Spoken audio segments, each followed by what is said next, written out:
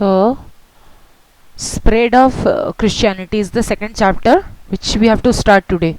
So, first of all, we will understand the meaning of medieval period in Europe. So, what is the meaning of medieval period? So, मैंने तुमको पहले ही बताया है कि medieval period जो है वो बीच का पीरियड इन द सेंस कि पहले सबसे फर्स्ट का पीरियड को वी कॉल एंशियंट पीरियड, और एंशियंट पीरियड के बाद the next period is called the medieval period, और मिडिएवल पीरियड के बाद आया मॉडर्न पीरियड. तो मिडिएवल पीरियड जो बीच का जो पीरियड था वो पीरियड था ट्रांजिशन का. ट्रांजिशन मतलब चेंज होना. तो कहाँ से कहाँ का चेंज हुआ था? Ancient to modern. जब एंशियंट से जो दुनिया है, जो वर्ल्ड है, that was on the verge of changing from the ancient to modern. तो कब हुआ? वो मिडिएवल पीरियड में हुआ, बीच के पीरियड में हुआ. और it covered a span of 900 to 1000 years. इतना ईयर्स उसने कवर किया, 900 to 1000, from early 7th century to 16th century. यहाँ से यहाँ तक का पीरियड उसने कवर किया. This periodisation however is not universally accepted. ये यूनिवर्सली एक्सेप्टेड नहीं है. कुछ जो है कुछ हिस्टोरियंस इसको कुछ और बताते हैं, कुछ हिस्टोरियंस इसका पीरियड का जो टाइम है कुछ और बताते हैं. कोई बताता है कि 900 से लेकर 1000 ईयर्स तक है. कुछ हिस्टोरियंस हो सकता है कि बोलेंगे 800 से लेकर 1100 तक है. कुछ हिस्टोरियंस कुछ अलग बताएंगे, नथिंग एल्स. अच्छा, so decline of the ancient Roman. तो सबसे पहले इसमें पढ़ना है कि decline of the ancient Roman empire. अब रोमन एम्पायर हम सबको ही जानते हैं कि रोमन एम्पायर एक बहुत बड़ा एम्पायर था जो यूरोप में, रोम इटली की जो कैपिटल था वहाँ से शुरू हुआ था. जो इटली का जो कैपिटल था रोम, वहाँ से फ्रॉम दैट प्लेस ये जो बड़ा एम्पायर बनाने का जो सपना देखा गया उस प्लेस से, और ये धीरे धीरे बढ़ते पूरा मेडिटेरेनियन सी के चारों ओर की जो प्लेसेस था, चारों ओर के जो कंट्रीज थे उनको अपने कब्जे में ले लिया गया और एक बहुत बड़ा रोमन एम्पायर खड़ा कर दिया गया. लेकिन उसका फिर डिक्लाइन भी हुआ धीरे धीरे. कैसे? How? The mighty Roman empire with which India had established important trade relations during the height of its power began to disintegrate. और इस रोमन एम्पायर का ट्रेडिंग रिलेशनशिप इंडिया के साथ भी था जो कि 5th सेंचुरी में डिसइंटीग्रेट होने लगा, धीरे धीरे गिरने लगा. So impact of barbarian invasions. तो पहला इसका मतलब जो फर्स्ट रीजन है जो बारबेरियन इन्वेशंस का क्या मतलब हुआ कि बाहर से जो लोग इसमें जो है अटैक करने लगे. अब मेडिटेरेनियन सी का let me show you the picture.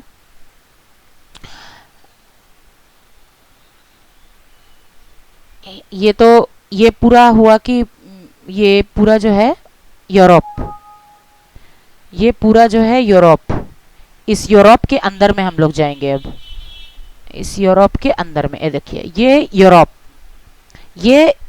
के अंदर में है. यूरोप के अंदर में ये मेडिटेरेनियन सी देखिए, इटली का जो कैपिटल है रोम, यहाँ से चालू हुआ ये बढ़ना. ये जो एम्पायर है ये बढ़ते ये गॉल, स्पेन, ये पूरा येलो कलर का जितना भी दिख रहा है ये सब को अपनी गिरफ्त में लेता गया. और ये पूरा जो येलो कलर से you can see this whole area belongs to Roman empire. लेकिन हुआ क्या कि ये येलो एरिया के जो बाहर वाला, मतलब येलो एरिया का जो प्लेस है, इसके बाहर का जो प्लेस है, ये जो वाइट से दिख रहा है, this place was not under Roman empire. तो क्या हुआ कि यहाँ से माने रोम तो एक सपना देख रहा था कि उसको और भी जीतना है. He has to the empires had to win and उसके बाद उनको कॉलोनियलाइजेशन करते अपना जो एरियाज है उसको एक्सटेंड करते जाना है. लेकिन करते क्या हुआ कि अब कर ही रहे थे, लेकिन बाहर से भी अटैक हो रहा था. तो ये जो प्लेसेस है, जो that the places those did not come under the territory of Roman empire was these places. ये जो white से है ये they were not under the territories of Roman empire. तो यहाँ से क्या होता था, इन प्लेसेस से क्या होता था, अटैक होता था रोमन एम्पायर के ऊपर, बहुत अटैक होता था रोमन एम्पायर के ऊपर, हर समय अटैक होता रहता था। अब इतना बड़ा रोमन एम्पायर है, इतना और राजा बैठा है इस जगह पे, राजा बैठा है इस जगह पे। अब उस जगह से जो राजा बैठा है वो यहाँ भी जो है शासन कर लेगा, यहाँ पर भी वो अपना रेन चला लेगा, यहाँ पर भी वो अपना एडमिनिस्ट्रेशन चला लेगा। So is it possible? No, it's not possible at all.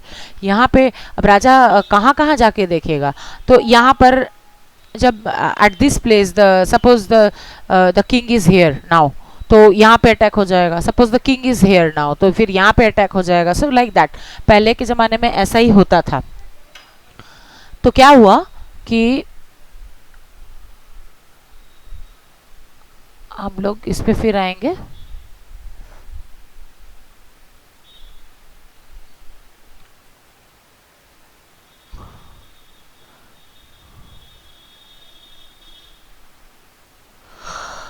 सो इसी को बोलते हैं बारबेरियन इन्वेशंस।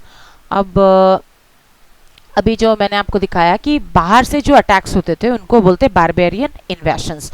वन इम्पॉर्टेंट रीजन, ये बहुत इंपॉर्टेंट रीजन था कि बाहर से जो अटैक्स होता था, तो जर्मेनिक ट्राइब्स उनको अटैक, जो रिपीटेड अटैक्स होता था, जर्मनी जो दिखाया जो रोमन एम्पायर के टेरिटरीज के बाहर था, वहाँ के जो छोटी जाति के लोग थे, जो आदिवासी उसको बोल सकते हैं, जो जंगलों में रहते थे, उनको बोला जाता था जर्मेनिक ट्राइब्स। वो as the Goths, the Vandals and the Franks, अलग अलग ट्राइब्स का अलग अलग नाम था, वो अटैक करते थे। और these invasions penetrated deep into the Roman territory, plundered, और वो डीप जाके रोमन टेरिटरी में they used to attack और प्लंडर कर देते थे, वहाँ सारा चीज लूटपाट करके चले जाते थे। Even the magnificent city of Rome was not spared, Rome को भी नहीं छोड़ा गया, वो वहाँ पर भी अटैक किए। These tribes gradually settled down and assumed control of the western part of the Roman Empire। मतलब रोमन एम्पायर, मान लीजिए कि ये पूरा रोमन एम्पायर है जो मैंने आपको दिखाया अभी तुरंत। तो रोमन एम्पायर जो है, एक मिनट, जस्ट मिनट इसको,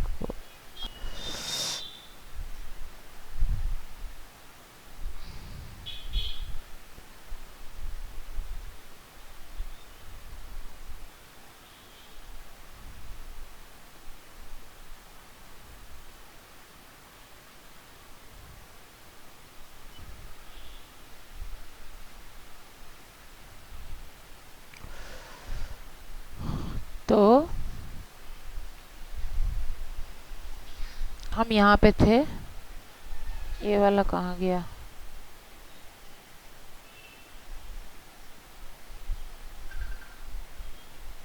हाँ, हम यहाँ पे थे कि जो रोमन ट्राइब्स जो है वो वेस्टर्न पार्ट पे, जैसे मान लीजिए रोमन एम्पायर में दिखाती हूँ, देखो ये रोमन एम्पायर, अब इसके इस वेस्टर्न पार्ट, ये उसका वेस्टर्न पार्ट हो गया, और this is the eastern part of Roman empire. तो इस पार्ट के अंदर जैसे जर्मेनिक, ये जर्मेनिया, यहाँ से लोग आते थे, अटैक करते थे, और इस पार्ट के अंदर उनका अच्छा राज जम गया था।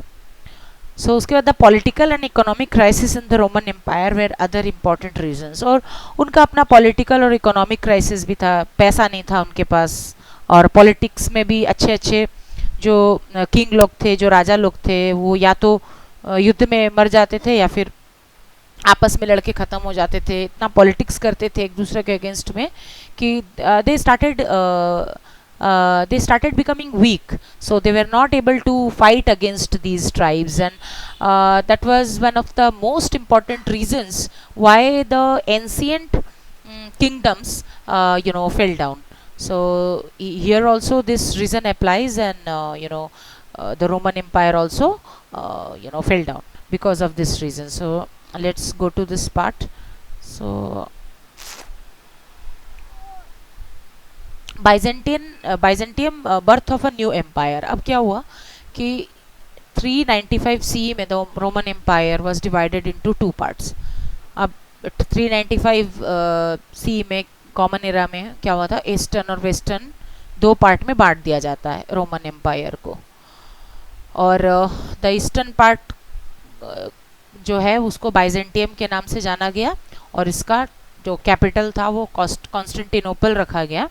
और Byzantium Byzantine empire was also attacked. अब इसको भी अटैक किया गया, मतलब ईस्टर्न पार्ट। अभी now we were a short while back we were talking about the western part of Roman empire, but now it's talking about, you know, this part of the chapter is talking about the west eastern part of Roman Empire, which was also attacked by barbarian tribes, but it proved to be more resilient। अब जो western part था, अब देखिए ये जो western part था, इस part में कोई अच्छा मतलब इसको अच्छे से मैनेज नहीं किया गया, इसलिए ये जो क्या थे, यहाँ के जो लोग आए यहाँ पे, यहाँ के जो लोग यहाँ पर आके बसने लगे और अटैक कर करके यहाँ पर घुसने लगे। लेकिन ये जो पार्ट था ईस्टर्न पार्ट, ये थोड़ा सा स्ट्रॉन्ग साबित हुआ, और यहाँ पर जो barbarian tribes means they could not attack more strongly, they could not attack more strongly here, and ज़्यादा इस जो ईस्टर्न एम्पायर के ऊपर ज़्यादा अफेक्ट नहीं पड़ सका। So let's go to the next part.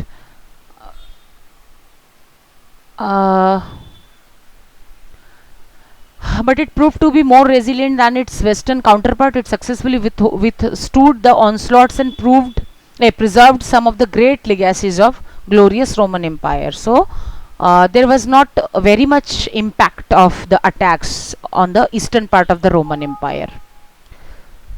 So these Germanic tribes had, however, lived for more than a century on borders of the Roman Empire, were familiar with Roman culture। और ये जो Germanic tribes थे, it's true, the fact is that, you know, Germanic tribes came to the Roman Empire and they attacked the western part, and there they started living, you know, on the borders, on the border part, and they started you know, taking up the culture of the Romans, and they started mingling with the people of Roman Empire। वहाँ पर जाके वो लोग बसने लगे और लोगों के साथ मिलकर रहने लगे। एक्चुअली वो सेमी सिविलाइज्ड थे, वो पूरी तरह से सिविलाइज्ड नहीं थे। सिविलाइज्ड लोगों का मतलब होता है जो थोड़े बहुत पढ़े लिखे हो, जिनको थोड़ा ज्ञान हो किसी चीज़ का, but they did not have any knowledge, और आधा अधूरा नॉलेज था उनका। ट्रेडिशंस, उनका अपना ट्रेडिशंस था, अपना कल्चर था। As the unity of western as the unity of Western Europe ended, new forms of government and new cultures of power had to be found। On one uniting factor was Christianity and the Roman Church। Actually हम लोग क्या पढ़ रहे हैं कि eastern part जो था Roman empire का, जो ईस्टर्न पार्ट था, उस पे वो लोग तो अपना बचा लिया। वो लोग, वहाँ का जो राजा था ईस्टर्न पार्ट का, कॉन्स्टेंटिनोपल आई थिंक, यस, वो अपना ईस्टर्न पार्ट को तो बचा लिया, लेकिन जो वेस्टर्न पार्ट था वहाँ जो थे, वहाँ पर जो because of the political reasons, क्योंकि राजा जो गवर्नर लोग थे, एक्चुअली वो रोमन एम्पायर अलग अलग जगह के अलग अलग गवर्नर लोग थे, तो because of dirty politics, you know, they started fighting against each other, और पॉलिटिकली वो बहुत वीक होते चले गए और इकोनॉमिकली भी वीक होते चले गए। इससे क्या हुआ, उनका जो यूनिटी है वो ख़त्म हो गया। और जैसे ही हम लोग जानते हैं कि अगर यूनिटी नहीं है तो कोई भी आपको हरा सकता है, लेकिन एक यूनाइटिंग फैक्टर वहाँ बचा था, क्रिश्चियनिटी। वहाँ के लोग क्रिश्चियन थे, they had got their religion as Christianity, और रोमन चर्च जो वहाँ का था वो एक यूनाइटिंग फैक्टर था कि सभी रोमन चर्च को मानते थे और सभी लोग क्रिश्चियन थे। तो यही एक जो ऐसा चीज़ है जो बचा था अभी वहाँ पर। तो अब स्प्रेड ऑफ क्रिश्चियनिटी कैसे हुआ? The spread of Christianity was one of the most important developments in early medieval Europe. बहुत ज़्यादा इसका डेवलपमेंट हुआ। The Germanic tribes that overran Italy left the church of Rome unharmed. अब जो ये Germanic tribes थे वो इटली को ओवररन करने लगे, माने इटली में अपना शासन तो था, उसके ऊपर ये लोग भी शासन करने लगे। लेकिन इन लोगों को भी इतना नॉलेज था कि आखिर रोम जो है, जो चर्च है, वो it belong to God, so they also kept it unharmed. उन लोगों ने इसके ऊपर अटैक नहीं किया, और इसका जो द चर्च वाज अलाउड, अपनी स्पिरिचुअलिटी को वो लोग अपना फॉलो कर सकते थे, कोई प्रॉब्लम नहीं था। माने जर्मेनिक ट्राइब्स जो थे चर्च के लोगों को, मैंने जो अपना रिलीजन मानते थे उसको कुछ नहीं बोलते थे कि आप लोग को जो करना करिए। They started over running Italy, मैंने अपना राज चलाने लगे वो लोग इटली के ऊपर। Let's come to the next page. So this is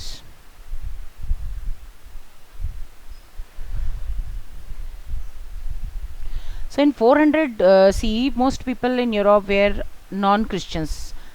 400 सी तक, 400 ईयर्स तक जो है वो जो बहुत लोग जो थे वो नॉन क्रिश्चियन थे, क्रिश्चियनिटी को नहीं मानते थे। और 500 ईयर्स के बाद बाय अबाउट 900 सी जो है यूरोपियंस जो है वो पूरी तरह से क्रिश्चियनिटी को मानने लगे। इन एवरी यूरोपियन स्टेट, सभी यूरोपियन स्टेट में क्रिश्चियनिटी आ गया, सभी इसको अपना रिलीजन मानने लगे। The conversion of a king और a feudal lord was usually followed by a mass conversion of the subjects. अब किंग का कन्वर्जन होता था और उसके साथ उसके पूरे सब्जेक्ट का भी कन्वर्जन होता था फ्रॉम जो रिलीजन वो लोग मानते थे to the Christianity. As Christianity spread the power and wealth of the church multiplied. अब क्रिश्चियनिटी जैसे स्प्रेड हुआ तो लोग उसमें दान दक्षिणा ये सब करते थे। तो जैसे मंदिरों में हम लोग दान दक्षिणा करते हैं तो क्रिश्चियन चर्च में भी दान दक्षिणा बहुत होता था। तो वहाँ उसका वेल्थ बहुत बढ़ने लगा, उसका धन जो है बहुत बढ़ने लगा। अब क्रिश्चियन मॉन्क्स, अब क्या हुआ, कुछ लोग हम लोग में साधु बोलते हैं, वो लोग मॉन्क्स बोलते हैं उसी को, Christian monks fired by religious fervour. अब जो क्रिश्चियन मॉन्क्स थे they were filled with a lot of enthusiasm regarding the religion they were following। किसको फॉलो कर रहे थे, क्रिश्चियनिटी को फॉलो कर रहे थे। अब एकदम रिलीजियस फर्वर माने रिलीजियस जिल, फर्वर का मतलब हो से भर गए वो लोग और अपने आप को एक रिलीजियस ऑर्डर में ले आए। मतलब किसी भी चीज को ऑर्डर में लाने का मतलब क्या होता है कि उसको एक अरेंज्ड तरीके से करना। पहले क्या था कि जैसे मान लीजिए आप किसी चीज को कर रहे हैं and you are not in order, तो कुछ कर रहे हैं, कभी हो रहा है कभी नहीं हो रहा है, this is disarrangements like but once you are in order that means you are doing things in order in an arranged way. So वो लोग रिलीजियस जो क्रिश्चियन मॉन्क्स थे वो अपने आप को एक ऑर्डर में ले आए, हर चीज को एक तरीके से प्रोसेस के हिसाब से करने लगे। These orders built great monasteries. अब ये ऑर्डर में मैंने कहा कि हर चीज को जब आप ऑर्डर से करते हैं, उसको एक अरेंजमेंट तरीके से करते हैं, तो ऑब्वियसली आप एक रिलीजन को बनाना है, रिलीजन को फॉलो करना है, तो उसके लिए सबसे पहले आप एक कुछ अपना कोई आप जैसे मंदिर बना लिए, साधु लोग वहाँ पूजा करने लगा, अब साधु लोग के रहने के लिए घर बनने लगे, तो उसी को मोनेस्ट्रीज बोलते हैं। जहाँ साधु लोग रहते थे उसको मोनेस्ट्रीज कहा गया। Where the monks stayed and pursued their religious missions. और जहाँ पर जो है रहने लगे मॉन्क्स लोग और अपना रिलीजियस मिशन को वो लोग means they had got the mission कि वो रिलीजन को फैलाएंगे। उनका रिलीजियस मिशन यही था कि everybody should take to Christianity as the religion, तो इसको फैलाना क्रिश्चियनिटी को। तो the monks also pursued the arts and learning, art learning भी वो लोग फॉलो करने लगे। The monasteries became great centres of scholarship, मैंने ये मोनेस्ट्रीज जो है यहाँ पर बड़ा बड़ा सेंटर बनने लगा स्कॉलरशिप का। स्कॉलरशिप मतलब कि जहाँ पर कि कोई बच्चा अच्छा करता है किसी पढ़ाई में तो उसको पैसा दिया जाता है। आर्ट, बड़ा बड़ा आर्ट होने लगा वहाँ पे, लिटरेचर की पढ़ाई होने लगी, रिलीजियस स्टडीज होने लगे। Majestic churches were built in every town, churches बनने लगे, एजुकेशनल इंस्टीट्यूशंस बनने लगा वहाँ पे, such as internationally renowned universities. अब ये जो कैम्ब्रिज ऑक्सफोर्ड हम लोग सुनते हैं ये सब मोनेस्ट्रीज से बना हुआ है। मोनेस्ट्रीज जो वहाँ के थे ये सब बड़ा बड़ा यूनिवर्सिटी है। देखिए ये यूनिवर्सिटी है, ये दोनों, ये बड़ा बड़ा यूनिवर्सिटीज कौन बनाया, ये मोनेस्ट्रीज बनाया है, मॉन्क लोग, साधु लोग मिलके बनाया है इसको, जो कि चर्च का है। फिर as the wealth and power of church increased, it became increasingly conservative and authoritarian। अब क्या हुआ कि जैसे जैसे पैसा आने लगा उनके पास, अब वो कंजर्वेटिव बनने लगे। कंजर्वेटिव इन द सेंस कि पुराने ख्यालों को मानने वाले, और ऑथोरिटेरियन मतलब अपना ही हुक्म चलाने वाले बन गए। पैसा आने से दिमाग खराब हो जाता है इंसान का। और they also started behaving like dictators, कि वो जो बोलेंगे वही सबको करना पड़ेगा. Demanding from every Christian unqualified obedience, demanding from every Christian unqualified obedience, loyalty and total submission to its dictates. अब वो लोग सब, कोई हर क्रिश्चियन से डिमांड करने लगे कि वो जो बोलेंगे उनकी सारी बातों को सुनना पड़ेगा, उनकी सारी, उनका सारा लॉयल्टी, माने उनकी तरफ ही सारी लॉयल्टी, उनके तरफ ही फेथफुल रहना पड़ेगा, और जो वो बोलेंगे उनका डिक्टेट्स को सबमिशन करना पड़ेगा, मानना पड़ेगा. So let's go to this part, crusades. अब क्रूसैड्स क्या हुआ? एक्चुअली 11th सेंचुरी में